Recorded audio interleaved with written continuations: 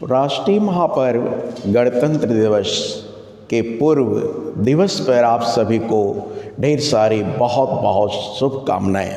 पिछले दिनों हमने force and law of motion पढ़ा, जिसके एक्सरसाइज के कुछ क्वेश्चन बाधित हो गए थे और हमें उम्मीद है कि इस शीतकाल में आप ठंडक से बचने का प्रबंध अवश्य करते होंगे और करना भी चाहिए। तो जो क्वेश्चन बच गया था उसको मैं आपको सॉल्व कर दे रहा हूँ। इसमें force and law of motion का 15वां सवाल था। एक वस्तु जिसका द्रव्यमान 1 किलोग्राम है, यानी mass of the thing M, mass को of the thing is 10 kilogram and 10 metre पर प्रति सेकंड के वेग से भी, इसका प्रारंभिक वेग है u, 10 मीटर प्रति सेकंड के वेग से एक सीधी रेखा में चलते हुए विरामावस्था में रखे 5 किलो द्रव्यमान के एक लकड़ी के गुट का, यानी हम इसको M2 5 किलोग्राम मान रहा हूं लकड़ी के गुटके का। इसके बाद दोनों साथ साथ उसी सीधी रेखा में गति करते हैं।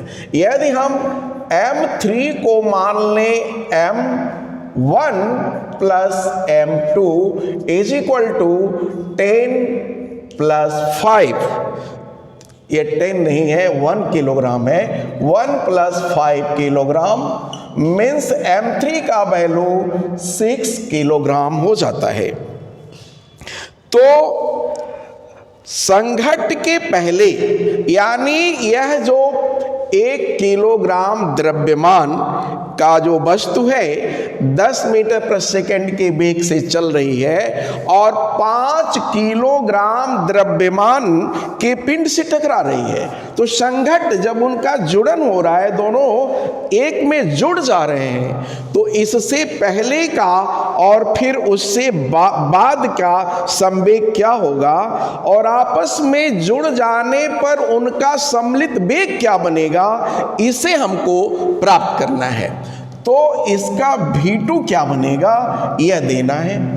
और संघट्ट से पहले का संवेग means P1 is equal to, आपको ज्ञात है m इंटू v, द्रव्यमान गुणे वेग, द्रव्यमान और वेग का गुणनफल संवेग है। तो संघट्ट से पहले हमने माना संवेग P1, तो उसका वेग संवेग क्या होगा m1 इंटू v1 आपको ज्ञात है। तो इस तरह से m1 इंटू v1 जो प्रारंभिक वेग u है, तो m1 इंटू u भी कह सकते हैं या v1 भी कह सकते हैं, क्योंकि दूसरा वेग इसमें नहीं है, या अंत का वेग हम माने तो इसको u कह सकते हैं। तो m इंटू v 1 इंटू 10, यह मिल जाएगा आपका 10 किलोग्राम मीटर प्रति second.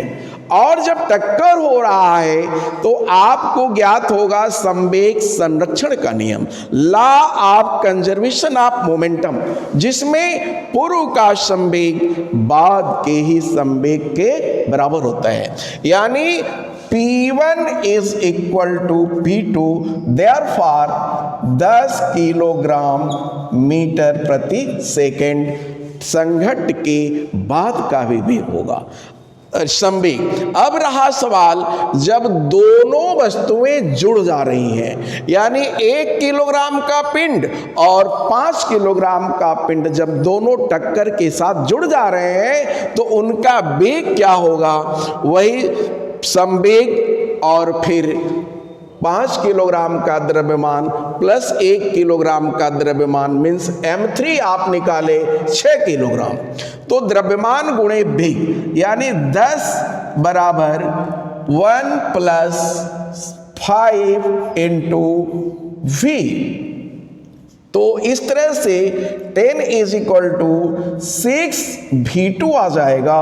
Therefore v2 is equal to 6 10/6 means 5/3 कह सकते हैं या 1.66 और 1.67 मीटर प्रति सेकेंड। इस तरह का इसका वेग 1.67 मीटर प्रति सेकेंड आया। हमें उम्मीद है आप अवश्य इसको समझ गए होंगे। इसके बाद है क्वेश्चन नंबर 16। 15 के बाद क्वेश्चन नंबर 16, जो यह भी अवकाश से पूर्व बच गया था क्वेश्चन।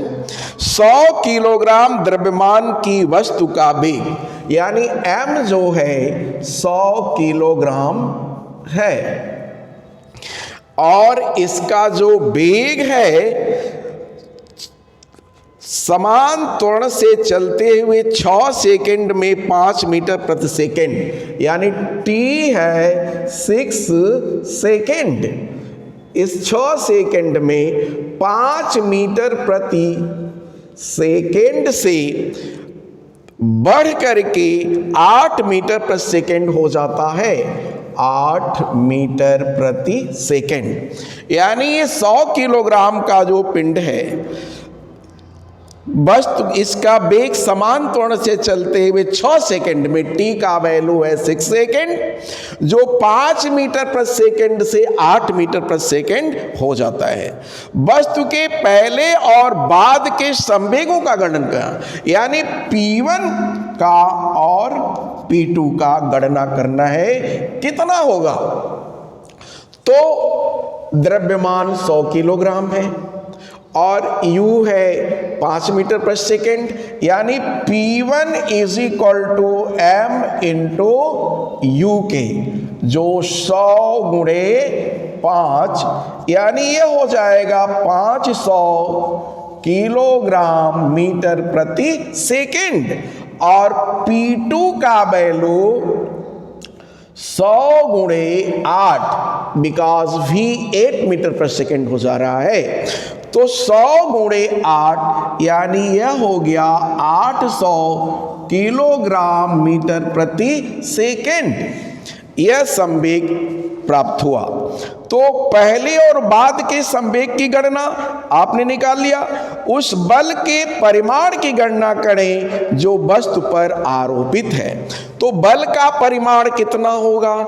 आप जानते हैं according to second law of motion, आरोपित बल संवेग परिवर्तन के दर के ही बराबर होती है। Therefore F is equal to P upon delta T के। तो P का वैल्यू, दोनों का अंतराल, यह भी डेल्टा P हो जाएगा, यानी 800 माइनस 500 और T का वैल्यू है 6। तो इस तरह से ये प्राप्त होगा 300/6 मीन्स 50 न्यूटन। तो 50 न्यूटन का उस पर बल आरोपित हुआ। यदि आप इस बल को निकालना चाहें तो according to F is equal to m into a से भी आप प्राप्त कर सकते हैं। अब A को प्राप्त करने के लिए आपको T, U और V मालूम है, तो V is equal to U plus AT से यदि निकाला जाए तो A मालूम हो जाएगा। अब मैं यह को दूसरे ढंग से भी आपको सॉल्व करके दिखा रहा हूं। You know that V is equal to U plus AT, जिसमें भी मालूम है 8 मीटर पर सेकेंड, U है 5 प्लस A और इंटू T दिया हुआ है 6, means 8 minus 5 is equal to 6A के, 8 माइनस 5 6A के। देयरफॉर A का वैल्यू 3/6 यानी 1/2 हो जाएगा। अब according to second law of motion F is equal to m into A, तो m का वैल्यू है 100 और a का वैल्यू है हाफ, इस तरह से भी प्राप्त हो जाएगा 50 न्यूटन। और आप जो फार्मूला चाहें अप्लाई करें, दोनों में से किसी से भी आप F को प्राप्त कर सकते हैं। इसमें संवेग परिवर्तन की दर आरोपित बल के बराबर, तो भी आपको 50 न्यूटन मिलेगा। और according to second law of motion F is equal to m into a से निकालना चाहें तो m आपको 100 किलोग्राम प्राप्त है। और u भी मालूम है 5 मीटर पर सेकेंड, v भी मालूम है 8 मीटर पर सेकेंड। तो t 6 सेकेंड आपको ज्ञात है, a को निकाल सकते हैं v is equal to u plus 80 के द्वारा। देयरफॉर a का वैल्यू हाफ प्राप्त हो जाता है। अब f का वैल्यू लेने के लिए f is equal to m into a, तो therefore 100 into half is equal to 50 newton. इस तरह से दोनों ढंग से आप इस क्वेश्चन को सॉल्व कर सकते हैं। नाउ नेक्स्ट, इसमें एक थर्ड टाइप का क्वेश्चन आपको दिया गया है। अख्तर, किरण और राहुल किसी राजमार्ग पर, राजमार्ग ये जो सड़क होती है उसी को कहा जाता है, बहुत तीव्र गति से चलती हुई कार में सवार हैं। यानी ये तीनों बच्चे अख्तर, किरण और राहुल कार में सवार हैं। अचानक उड़ता हुआ कोई कीड़ा गाड़ी के सामने के शीशे से आ टकराता है। कीड़ा है, गाड़ी चलाते हैं, कीड़ा उड़ते रहते हैं और शीशे से टकरा जा रहा है और फिर चिपक गया। अख्तर और किरण इस स्थिति पर विवाद करते हैं। दोनों बच्चे हैं, आप ही की तरह से अब अपना अपना तर्क दे रहे हैं कि वो कीड़ा मरा कैसे। तो किरण का मानना है कि कीड़े के संवेग परिवर्तन का परिमाण कार के संवेग परिवर्तन के परिमाण की अपेक्षा अधिक है। जो कीड़ा का संवेग परिवर्तन है कार के संवेग परिवर्तन की अपेक्षा अधिक, जो संभव नहीं है। कीड़ा का द्रव्यमान काफी कम है, तो कार के संवेग परिवर्तन से उसका परिवर्तन अधिक है, या ऐसा किरण का मानना है। तो यह गलत है। लेकिन कीड़े का वेग में परिवर्तन का मान कार के वेग में परिवर्तन के मान से बहुत अधिक है। अब है अक्सर अपना तर्क देता है, चूंकि कार का वेग बहुत अधिक था, अतः कार ने कीड़े पर बहुत अधिक बल लगाया, जिसके कारण कीड़े की मौत हो गई। और राहुल कह रहा है एक नया तर्क देते हुए कि कार तथा कीड़ा दोनों पर समान बल लगा और दोनों के संवेग में बराबर परिवर्तन हुआ। इस विचारों पर प्रतिक्रिया आपको अपनी देनी है। अब देखिए, अंतिम लड़का जो है उसका तर्क उचित है राहुल का, क्योंकि संवेग जो परिवर्तन, कार का द्रव्यमान कम है, कीड़े का द्रव्यमान कम है, कार का द्रव्यमान अधिक है। लेकिन वेग कार का अधिक है, कीड़े का उतना वेग नहीं है। संवेग तो पूर्व का संवेग बाद के संवेग के बराबर ही होगा। अब सवाल यह है कि कीड़ा मरा कैसे? कार द्वारा जो आरोपित बल है, संवेग परिवर्तन से कार का द्रव्यमान अधिक होने के कारण इतना अधिक बल कीड़े पर लगा कि वह उसको बर्दाश्त नहीं कर पाया और फिर वह कीड़ा डेड कर गया। तो इस तरह से जो अंतिम बच्चा है वो अपना राहुल जो तर्क दिया है वो उचित है। अब है अंतिम सवाल इसमें, एक 10 किलोग्राम द्रव्यमान की घंटी, जो यह 18वां सवाल है। 10 किलोग्राम द्रव्यमान यानी घंटी का जो द्रव्यमान है यम 10 किलोग्राम 80 सेंटीमीटर की ऊंचाई से, एच जो है 80 सेंटीमीटर मीन्स 0.8 मीटर हुआ है, या 80 भी आप लिख सकते हैं। फर्श पर गिरी। इस अवस्था में घंटी द्वारा फर्श पर स्थानांतरित संवेग की गणना करना है, यानी P कितना होगा। स्थानांतरित संवेग। परिकलन की में सरलता हेतु दिष्ट त्वरण का मान 10 मीटर पर सेकेंड स्क्वायर लेना है, यानी जी ग्रेविटेशन 10 मीटर प्रति सेकेंड से गणना करना है। तो संवेग द्रव्यमान गुणे वेग के द्वारा निकलेगा। यदि हम वेग को प्राप्त कर लें तो हम संवेग को ज्ञात कर सकते हैं। अब देखिए, ऊंचाई दिया हुआ है, ग्रेविटेशन दिया हुआ है, और घंटी जो टंगी हुई है गिरेगी, यानी प्रारंभिक वेग उसका u 0 मानकर चलेंगे। तो u को हम मान ले रहे हैं 0।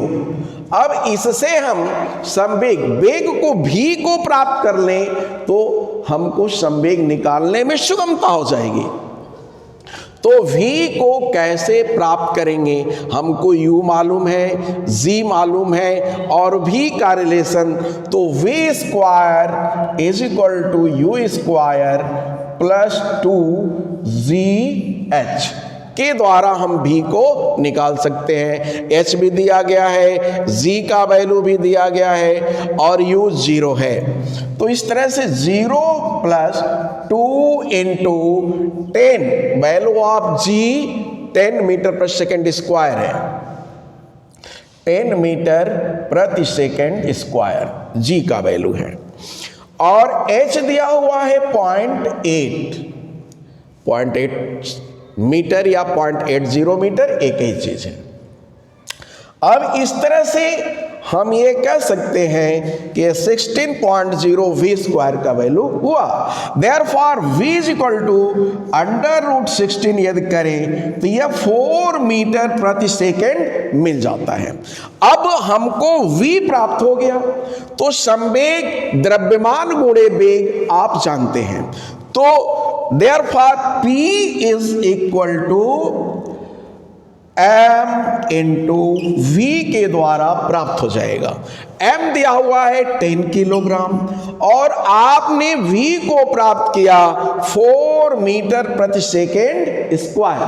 तो अब 10 इंटू 4 यदि कर दिया जाए, 10 किलोग्राम घंटे का द्रव्यमान था और 4 मीटर प्रति सेकेंड वेग प्राप्त हुआ, तो संवेग 10 इंटू 4 मीन्स 40 किलोग्राम मीटर प्रति सेकेंड। इस तरह से यह प्राप्त होता है। अब यह exercise force and law of motion का पूरा समाप्त हो गया। अब फिर इसके बाद आपको अगला लेसन, इसमें संभवतः क्वेश्चन नंबर 14 भी बचा हुआ था, मैं उसको भी सॉल्व कर दे रहा हूं। यदि आपको आ रहा हो या नहीं आ रहा हो तो समझ लीजिएगा। इसमें दिया हुआ है 10 किलोग्राम द्रव्यमान की गोली, द्रव्यमान है गोली का 10 किलोग्राम। क्वेश्चन नंबर 40 का मैं ये सॉल्व कर रहा हूं, इसको गौर से आप समझे। 10 ग्राम द्रव्यमान, यम जो है 10 ग्राम है, द्रव्यमान की गोली है। सीधी रेखा में 150 मीटर प्रति सेकंड के वेग से चलकर, यानी इसका u है 150 मीटर प्रति सेकंड के वेग से चल करके एक लकड़ी के गुटके से टकराती है और 0.03 सेकेंड 0.03 सेकेंड के बाद रुक जाती है, मीन्स इसका वेग 0 हो जा रहा है।